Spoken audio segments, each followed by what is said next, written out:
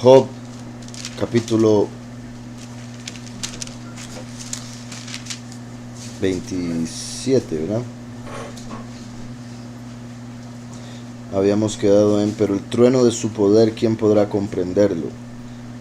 Lo cual hace alusión a lo que vimos en, de hecho ese día no lo leí, nada más lo mencioné, pero voy a mencionarlo rápidamente. En Juan 12 dice, verso 27, y una de las razones por las que evito leerlo es porque cuando ya vengo a esta historia quiero explicar la revelación ahí tan poderosa que hay, puesto que aquí es parte de las historias que vemos en la escritura, de muchas que hay, de cómo se estaba profetizando que habría un cambio en el nombre del Padre y del Hijo, y que vendría primero a través del idioma griego, ¿verdad? Después fue el idioma latín. Claramente ya en el hebreo los judíos que rechazaron a Mashiach hicieron un cambio, pero el griego llegó a traer no solo el cambio en el nombre, sino en doctrina y en otro montón de cosas que trajo la apostasía. Entonces dice, ahora está turbada mi alma, ¿y qué diré? Esto sucedió cuando unos griegos llegaron a buscar a Mashiach para conocerlo. Los griegos estos querían conocer a Mashiach para aceptarlo. O sea, parecería indicar que estaban interesados en él y en su enseñanza. Pero aún así Yahushua dice esto como dando a entender que el hecho de que los griegos, o en sí los gentiles, empezaran a entrar, a pesar de que era parte de la razón por la que Yahushua vino, que de cierta manera también es como diciendo, ya viene mi muerte porque ya están acercándose los gentiles. Y Yahushua vino para abrir la puerta a los gentiles. Entonces cuando los gentiles empiezan a llegar, dice, ya se acerca mi muerte. Y también dice, y esto también indica que se acerca apostasía. Entonces dice, ahora está turbada mi alma, ¿y qué diré? Padre, sálvame de esta hora. Pero para esto he llegado a esta hora. Padre, exalta tu nombre. Entonces es interesante que cuando llegan los griegos y le dicen, sus discípulos, llegaron unos griegos, que también es curioso que los griegos llegan a donde Filipos, y Filipos va y se lo dice a Andrés, y después van ellos dos y se lo dicen a Yahushua, lo cual indica cómo la gente que está en la doctrina falsa con los nombres falsos llama un nombre sin saber que están llamando a otro, y es como si esperaran que ese otro lleve el mensaje y eventualmente le respondan la oración. Es como que tiene que pasar por diferentes filtros, ¿verdad? Y como ya hemos hablado del juego de teléfono chocho, entonces eso también lo vemos en varias historias de la escritura, cuando las personas sin darse cuenta oran a los ángeles, por ejemplo, y quedan en esa situación. Entonces los griegos llegan a donde Filipos. Filipos significa amante de los caballos. Curiosamente el último viene montando un caballo blanco. Andrés significa hombre. Entonces se puede ver como el que viene en el caballo blanco, el hijo del hombre. Filipos, Andrés. O se puede ver como los dos testigos que después llevan a los muchos, como los griegos, a la presencia de Mashiach. Pero cuando llegan y le dicen a Mashiach, llegaron los griegos, en vez de Yahushua decir, hoy sí tráigamelos para conocerlos, Yahushua empieza, ay, estoy turbado, qué duro, y empieza a decir, Yahweh, exalta tu nombre. Entonces, bendito Yahweh que hoy en día entendemos el porqué, pero en ese momento me gustaría ver la expresión de los demás o los que vivieron eso, si es que no hubo nada más ahí que haya sucedido, puesto que sería interesante, ¿verdad?, ver la reacción de los discípulos cuando le dicen, y él dice, ahora está turbada mi alma, ¿y qué diré? Padre, sálvame de esta hora, pero para esto he llegado a esta hora. Padre, exalta tu nombre. Entonces vino una voz del cielo, lo he exaltado y lo exaltaré otra vez. ¿Recuerdan cuando Moshe le preguntó a Yahweh, ¿cuál es tu nombre? ¿Verdad que aquí dice, exalta tu nombre? Moshe le preguntó a Yahweh, ¿cuál es tu nombre? Y Yahweh dijo, Eye Asher Eye. Yo seré el que yo seré. Ahora aquí, exalta tu nombre. Yahweh le dice, lo he exaltado y lo exaltaré otra vez. ¿Verdad? Porque lo hizo en el Éxodo y lo haría en el segundo Éxodo. Lo estaba haciendo con Yahushua y lo haría con el último. Entonces, lo he exaltado y lo exaltaré otra vez. Y la multitud que estaba allí había oído la voz, decía que había sido un trueno. Otros decían, un malaj le ha hablado. Respondió Yahushua y dijo, no ha venido esta voz por causa mía, sino por causa de vosotros. Entonces vean los diferentes niveles. Era Yahweh a través de un malaj que se manifestó como un trueno. y habían diferentes tipos de gente. Los discípulos que entendían, Yahweh le habló. Los que estaban en un nivel más bajo, que dijeron un ángel. Y los que estaban en el nivel más bajo de la carne, que dijeron, uy, un trueno, va a llover. ¿Sí me explico? Entonces, aquí vemos que el malach de Yahweh, Micael, es el trueno. Por eso es la voz de Yahweh, lo que se escucha. Yahushua es la luz que sale de ese trueno, ¿verdad? O del relámpago en sí, se podría decir el relámpago del trueno. Primero y último. Entonces, el último es la voz, el rayo, y es el que Yahweh envía para hablarle a Mashiach. Entonces dice, no ha venido esta voz por causa mía, sino por causa de vosotros. Ahora es el juicio de este mundo. Entonces, cuando llegan los griegos, dice, ahora es el juicio de este mundo. Repito, porque significaba que ya lo iban a matar, y el mundo sería juzgado por matar a Mashiach. Y también significa, pero obviamente, que lo iban a matar por el hecho de que él abriría la puerta para los gentiles. Y segundo, el hecho de que rechazarían su nombre, y eso traería la apostasía, que nos llevaría al fin de los tiempos, razón por la que tendría que volver a exaltar su nombre. Porque si Yahweh exalta su nombre y la gente lo exalta como debe, no es necesidad de volver a exaltarlo él mismo. ¿Sí me explico? Entonces él lo ha exaltado y lo volverá a exaltar. ¿Por qué? Porque los griegos lo van a borrar o intentar borrar. Entonces, ahora sí, eso era el verso que dice, pero el trueno de su poder, ¿quién podrá comprenderlo? Recuerden que quién en hebreo es mí, ese es Yahushua. Como dan a entender, Yahushua podrá comprenderlo. Ahora bien, empiezo el 27 y dice, continuó Job su discurso y dijo, vive Elohim, que ha quitado mi derecho, el Shaddai, que ha amargado mi alma. Voy a ponerlo aquí rápidamente en hebreo.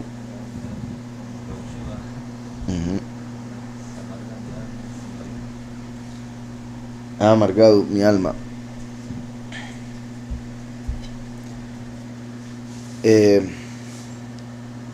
Curiosamente aquí dice Vayosef Job, y continuó Job, pero vean como ahí está Yosef, que sería como si dijera y Yosef Job, ¿verdad? Y José, como si fuera el primer nombre de Job, José Job, dice y Yosef, que repito, significa y continúa añadiendo, porque recuerden que Asaf es el añadirá, él añadió. Entonces, eso lo menciono porque el último es descendiente de Yosef y se conecta con varias de las cosas que vemos aquí con Job. Entonces dice, y dijo, vive Elohim que ha quitado mi derecho, Jai El, Heizir Mishpati, que ha quitado mi derecho, y el Shaddai, Heimar Nafshi, ha amargado mi alma. Como siempre, ¿verdad? Lo dice la Ruach a través de Job de dos maneras diferentes por la dualidad de esta realidad, primero y último. Elohim Shaddai, primero y último, por eso el primero es llamado Immanuel, Elohim con nosotros. El último es el Shaddai, porque el nombre Shaddai se puede ver como Yeshdai, que significa hay suficiente, por ende indica el fin. Cuando ya Yahweh dice hay suficiente, dejemos aquí la creación. Hay suficiente tiempo, que se acabe el tiempo.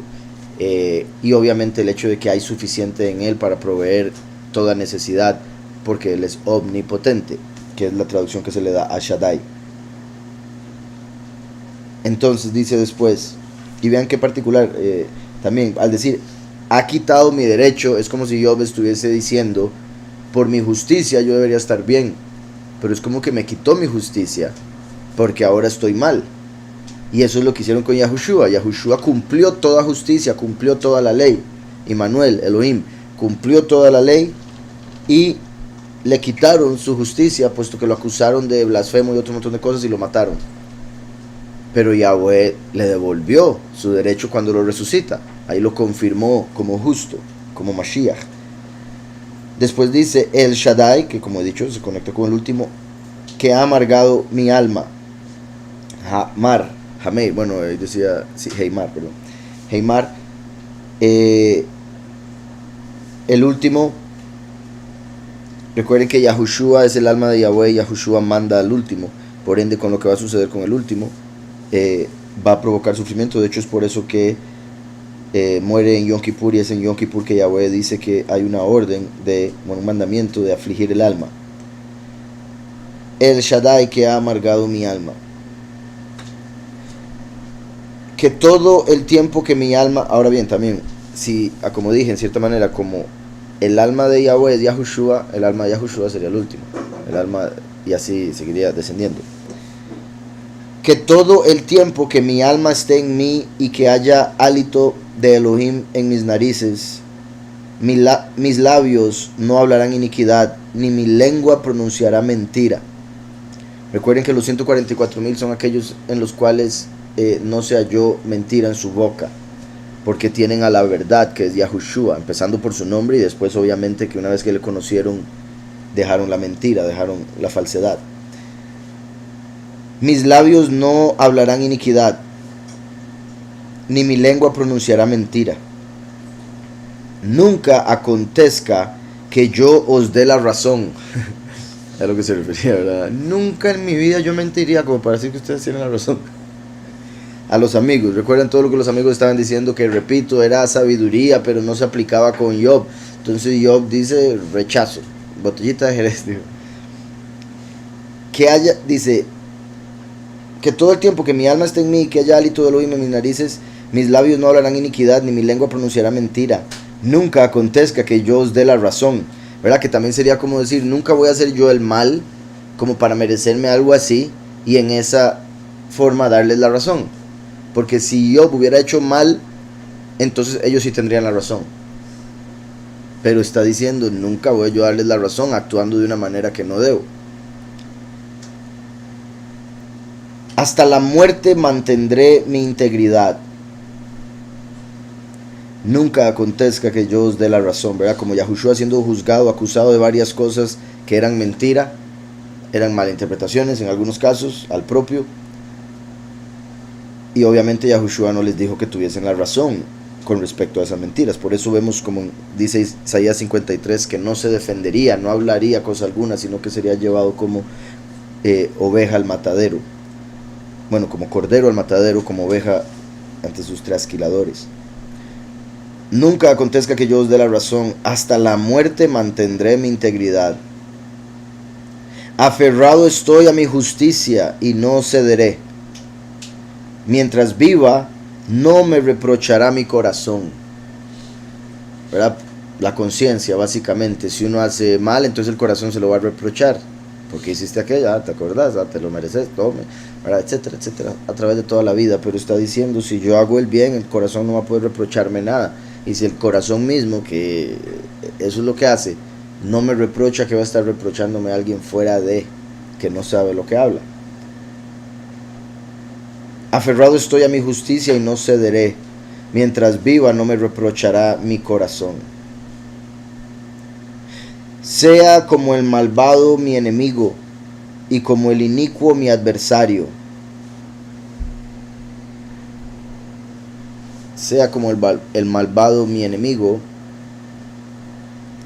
y como el inicuo mi adversario. Porque ¿cuál es la esperanza del malvado? Por mucho que haya robado, cuando Elohim le quite la vida. Era una pregunta muy clara, también obvia, pero tristemente por la gente no hacer la separación de esta vida y la otra es como si no lo fuese. Por ende tiene que ser dicho, dice, sea como el malvado mi enemigo y como el inicuo mi adversario.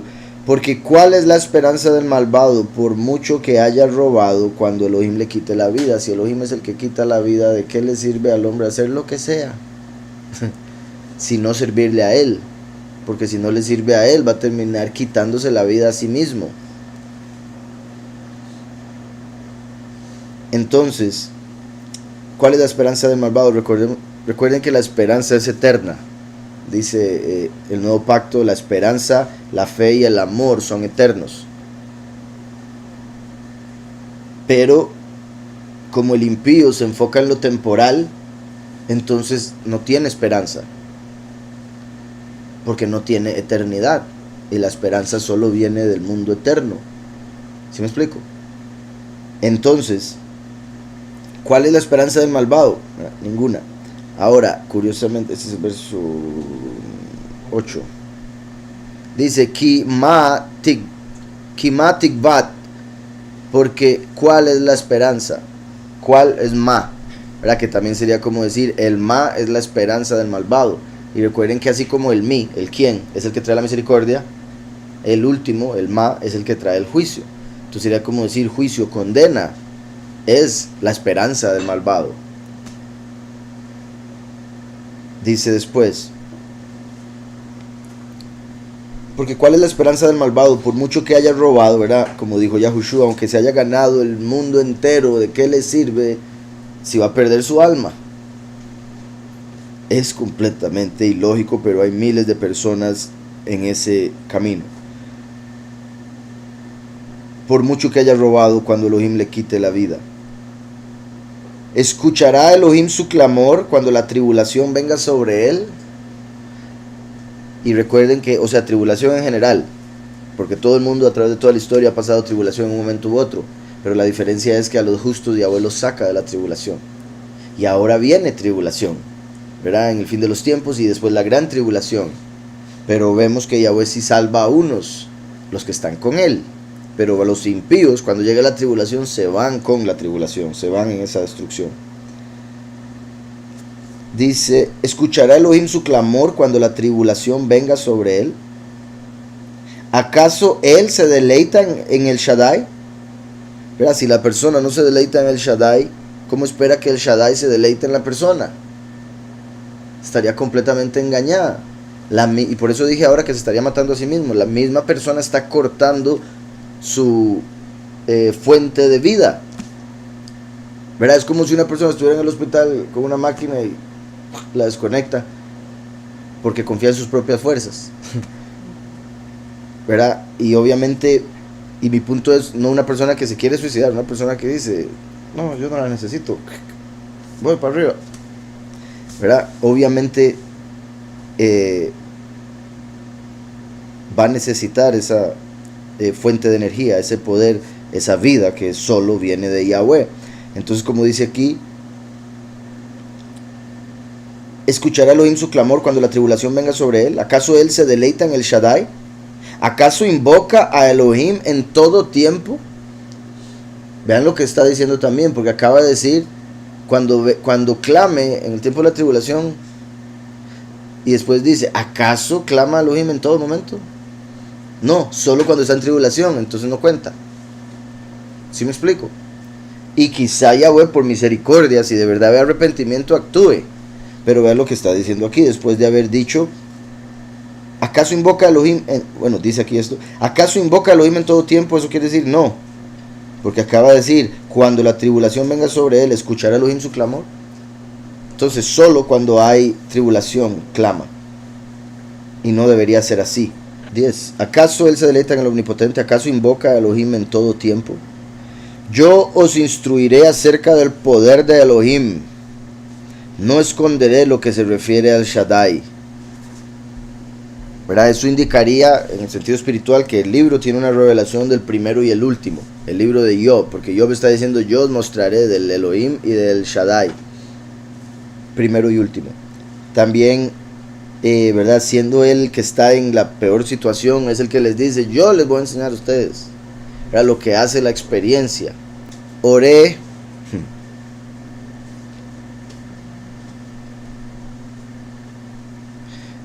Porque bueno, como de instruir, de Yará, pero curiosamente también se puede ver como les daré luz, porque or, recuerdan, es luz. O sea, al decir oré, se podría ver como les daré luz, pero viene el verbo de les instruiré a ustedes con respecto a la mano del poderoso, Beyat Eil, Asher Im Shaddai,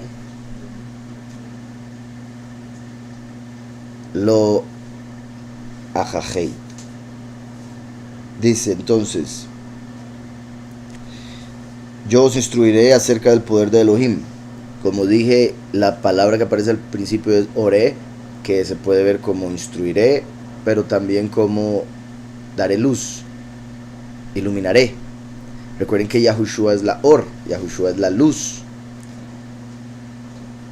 Y después dice acerca de la mano del poderoso. No esconderé, lo que se refiere al Shaddai. Sí. Y lo que tiene que ver con el Shaddai, no lo esconderé. Mostrando ahí la conexión entre la mano y el Shaddai. Dice, todos vosotros lo habéis visto. ¿Por qué pues os habéis hecho tan completamente vanos? Vean cómo lo dice, todos vosotros lo habéis visto. Entonces, recuerden que Job al final dice, de oídas te había oído, pero ahora mis ojos te ven. Job está diciéndoles, ustedes también lo han visto, pero no le han reconocido. No han entendido lo que les ha mostrado. Y es como si en cierta manera también él pudiese decir, yo tampoco lo había visto hasta que pasé por esto. Ahora sí logro entender más allá. Que también, verás, Job hablándole a los tres amigos como si fueran los pocos a los muchos, que no serán capaces de ver la manifestación de los dos testigos, la manifestación del último, la mano de Yahweh, el Shaddai. Todos vosotros lo habéis visto. ¿Por qué pues os habéis hecho tan completamente vanos?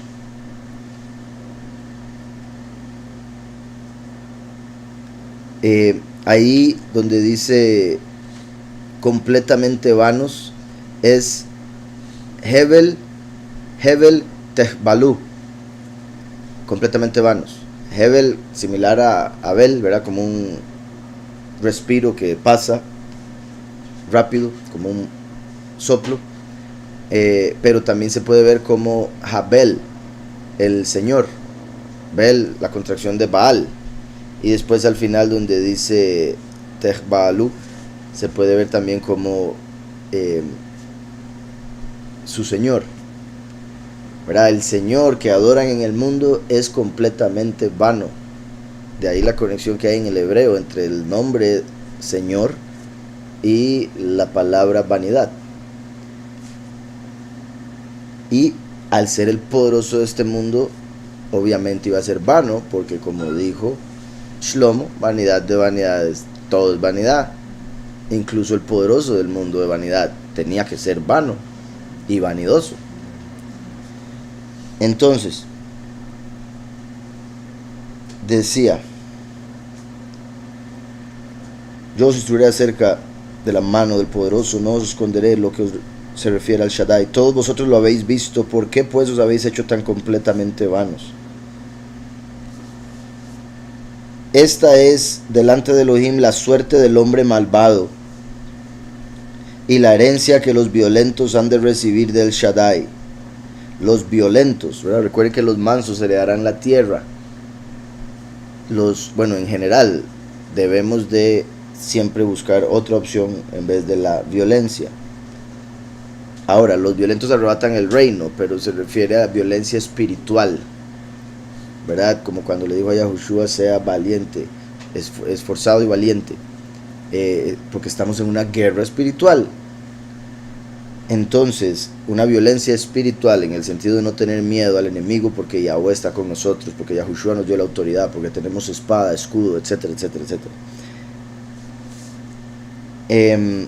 Aquí está hablando, ¿verdad?, de aquel que lo primero que piensa es golpear al prójimo con solo algo que no le gusta, ya está pensando en no lo quiero sonar, ¿verdad?, ese tipo de cosas, o que desean el mal, porque también hay gente que quizás no muestre la violencia, ¿verdad?, en su cara o con un golpe, pero por dentro están deseando que le pase violencia a la persona, y eso es ser violento, simplemente pasivo. Esta es delante de Elohim la suerte del hombre malvado y la herencia que los violentos han de recibir del Shaddai. Aunque sus hijos se multipliquen, serán entregados a la espada. Vean, tristemente, o sea, porque entiendo el aspecto terrenal, nunca va a querer uno que ningún niño en la vida, sea quien sea, puede ser el hijo de Bill Gates, que uno no quiere que sufra, ¿verdad? Porque es un niño. Pero en el plano ya celestial hay montones de cosas que pasan, razones por las que el niño de Bill Gates, si es que tiene un niño, yo no sé, terminó siendo hijo de Bill Gates. ¿Sí me explico? Y ahí es donde también se incluye reencarnación y el por qué cada persona viene por la familia que vino al mundo, eh, y lo que tiene que vivir para rectificar o en algunos casos para pagar, como aquí estamos viendo. Porque recuerden que en el rapto, según lo explican en el cristianismo, van a desaparecer todos los cristianos y todos los niños. Pero eso no aparece en ningún lado de la escritura. Y por eso la escritura dice, ay de las que estén encinta en esos días, de las que den a luz, ay de ellas. Pero si fuera el rapto, como dicen los cristianos, diría, se salvaron, porque se van a llevar a sus hijos a lo bueno, ¿verdad? Aquí está diciendo que los impíos van a ver en algunos casos su castigo en el sufrimiento de sus hijos, tristemente. Ahora, ¿verdad? Es porque hay personas que si les pasa a ellos no les importa tanto, pero si les pasa al hijo, ahí sí. Entonces se tiene que dar las cosas como funciona con cada persona, y también obviamente de acuerdo a su maldad. Y que quede claro, el niño que esté ahí muriendo también habría una razón por la que está muriendo, y puede ir desde la misericordia de Yahweh, mejor que muera antes, la misericordia de Yahweh, que muera antes de pecar y que sea como su papá, o el castigo, en el sentido de que era un impío que volvió al mundo a través de una familia impía para sufrir por última vez, por decirlo así. ¿Sí me explico? Pero, repito, puede ir de un extremo al otro. Lo que sí tenemos que tener claro es que Yahweh es justo, y hay diferentes y una infinidad de mecanismos a través de los cuales pasan las almas para que sean juzgadas correctamente. Entonces, vean cómo lo dice, aunque sus hijos se multipliquen, serán entregados a la espada, terminarán muriendo de manera violenta, y sus pequeños no se saciarán de pan. Y también, ¿verdad? El impío diría, uy, qué malo, ¿por qué vas a hacer que mis hijos mueran de manera violenta? No, es por sus acciones provocan la violencia, que se acerque, y el enemigo del narcotraficante ve al hijo y le mata al hijo para herir a su enemigo. ¿Sí me explico? Entonces son sus propias obras las que traen eso. Simplemente Yahweh fue el que acomodó todo para que suceda de esa manera, porque es lo justo.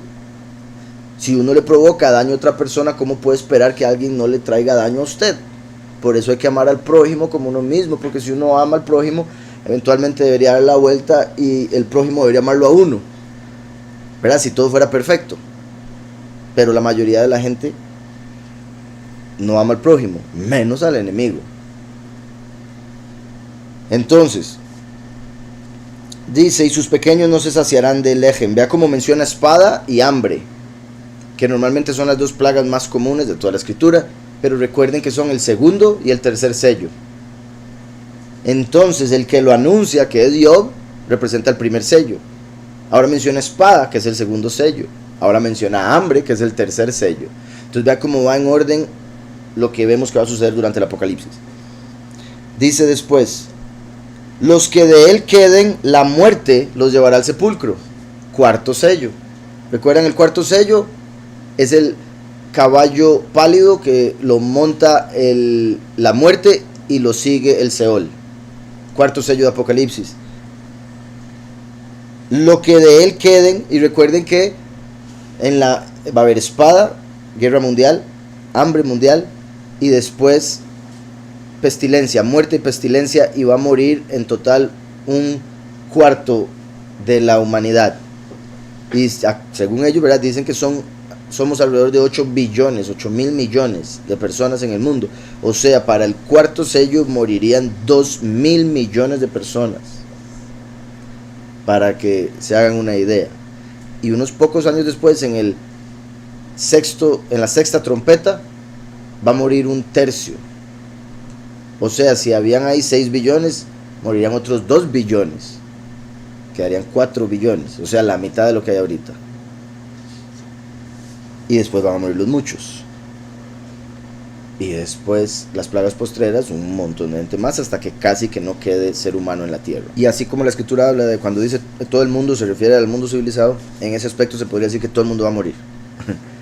Pero habrán personas que hayan quedado vivas, que son los que dice Yahweh, feliz el que llegue a 1335 días. Continúo aquí. Dice,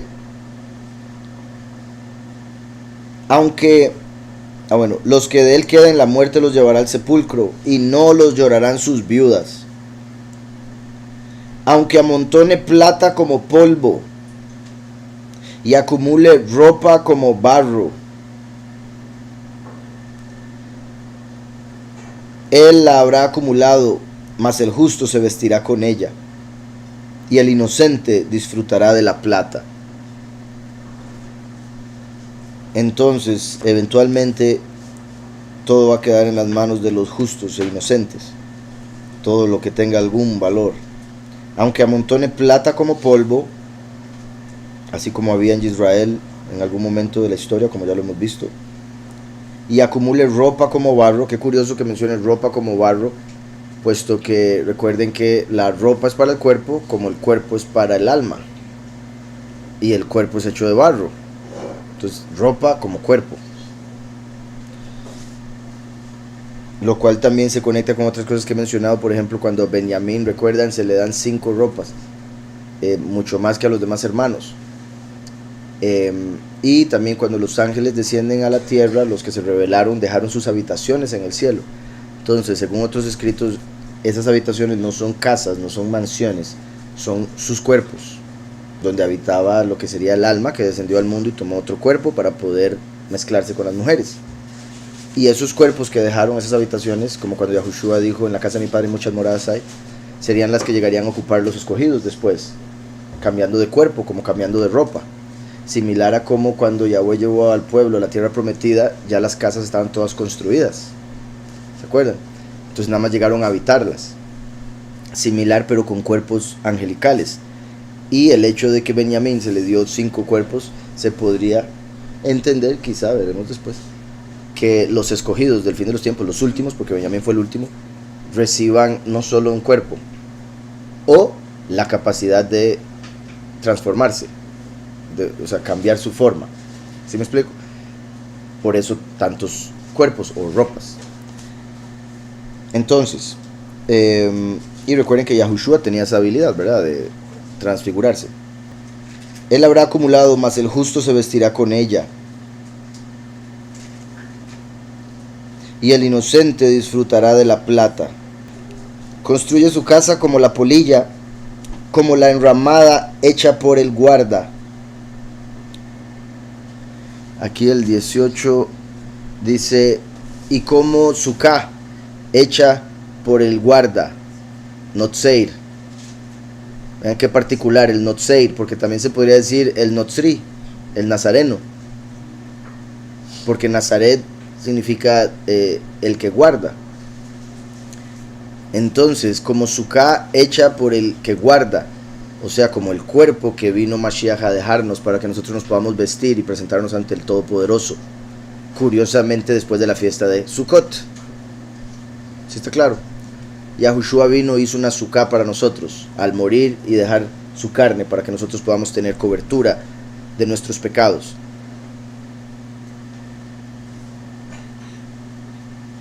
Construye su casa como la polilla, como la enramada hecha por el guarda.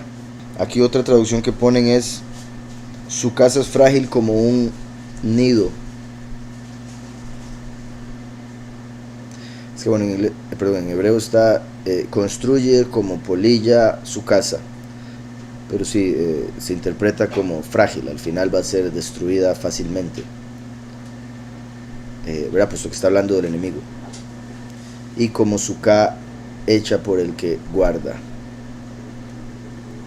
¿Verdad? La cuestión de la suká en el sentido negativo del impío es que la suká es simplemente una enramada, son ramas puestas para protegerse, pero el agua traspasa el techo, o sea, que de hecho es parte de lo que se dice que se debe hacer para entender lo que ese tiempo representa, el tiempo de Sukkot, ¿verdad? El éxodo. Dice después, rico se acuesta, pero es por última vez, cuando abra los ojos nada tendrá.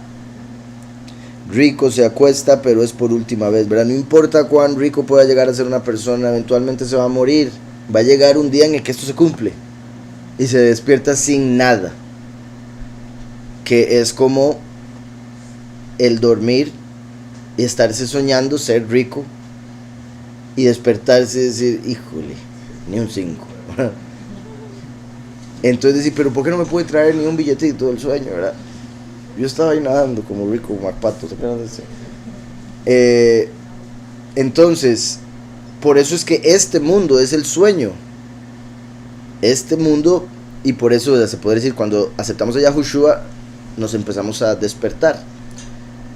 O bueno, se puede decir que ya despertamos, pero con la analogía que estoy haciendo, que de hecho, como la canción Analogy, es el punto de que un sueño representa esta vida. Cuando uno está soñando se le hace larguísimo y se le hace real, pero cuando se despierta se da cuenta que era un sueño.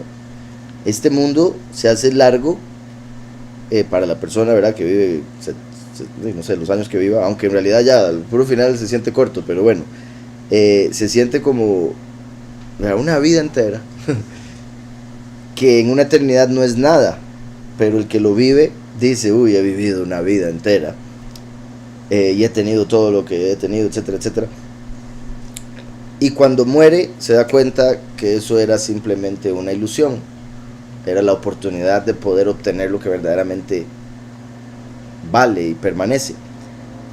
Entonces, cuando aceptamos a Yahushua nos damos cuenta de ese hecho como para empezar a trabajar para lo que viene, en vez de estar dormido trabajando en el sueño, en la ilusión, en lo que va a desaparecer rápidamente. Entonces, rico se acuesta, pero es por última vez. Cuando abra los ojos, nada tendrá. Se apoderan de él terrores como aguas, y un torbellino lo arrebata de noche. Era un ruach, pero que destruye en sí, como el espíritu de la muerte, se podría decir, que se lo lleva. Y un torbellino lo arrebata de noche. También se apoderan de él terrores como aguas. Recuerden que el Seol es representado por el mar. Entonces, curioso, terrores como aguas. Curiosamente, Yahushua es el agua, pero de vida. El viento del este lo levanta y se lo lleva. El viento del este lo levanta y se lo lleva. Que sería, por un lado, como decir, cuando amanece ya estaba muerto, ya se lo habían llevado. Pero también recuerden que el sol de este mundo, del este, representa a Heilel, Lucifer, el acusador, por eso quema, entre otras cosas. Entonces, al decir que el sol se lo lleva, es como el acusador se lo lleva. Dice, el viento del este lo levanta y se lo lleva, perdón, el viento, sí, del este, que es de donde viene también el sol, que era el punto que estaban a entender. El viento, que repito es Ruach, del este lo levanta y se lo lleva. Recuerden que el viento del este es el viento solano, de ahí la relación que hice con el sol, porque viene del este, pero también el hecho de que es el viento seco que quema, como el desolador, ¿verdad? La abominación desoladora. El viento del este lo levanta y se lo lleva, y la tempestad lo arrastra de su lugar. Elohim pues descarga contra él sin compasión,